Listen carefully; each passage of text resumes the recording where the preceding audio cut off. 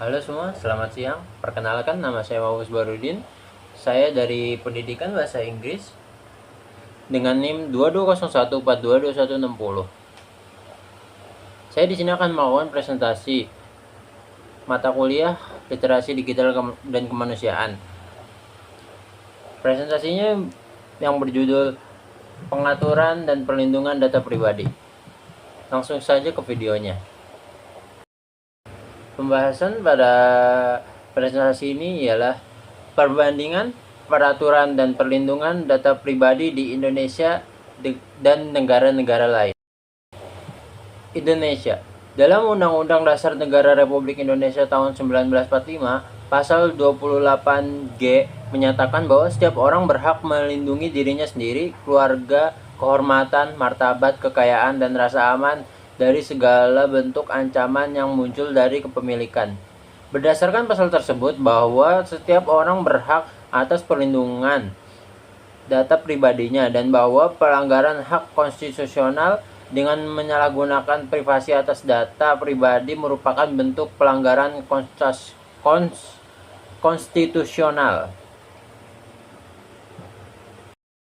Data pribadi diatur oleh setidaknya 32 peraturan perundang-undang di Indonesia. Salah satunya ialah Undang-Undang Nomor 6 Tahun 2009 tentang Kesehatan di Republik Indonesia yang menyatakan bahwa setiap orang dilarang mengembangkan teknologi atau produk teknologi yang dapat mempengaruhi atau menimbulkan ancaman terhadap kesehatan masyarakat. Undang-Undang Republik Indonesia Nomor 8 Tahun 1999 tentang Perlindungan Konsumen. Undang-Undang Republik Indonesia Nomor 10 Tahun 1998 tentang Perbankan yang semuanya mengatur tentang data dan transaksi pribadi nasabah, dan Undang-Undang Republik Indonesia Nomor 19 Tahun 2016 tentang Informasi dan Transaksi Elektronik (UU ITE) antara lain sebagai berikut. Serta peraturan terbaru nomor 20 tahun 2016 yang dikeluarkan oleh Menteri Komunikasi dan Informasi tentang perlindungan data pribadi dalam sistem elektronik yang membahas perlindungan data pribadi dalam sistem elektronik yang membahas perlindungan data pribadi terhadap perolehan, pengumpulan, pengolahan, dan kegiatan lainnya. Eropa. Sebagai penduduk warga Uni Eropa, jaminan keamanan untuk informasi individu diarahkan dalam The European Union Charter of Fundamental Rights.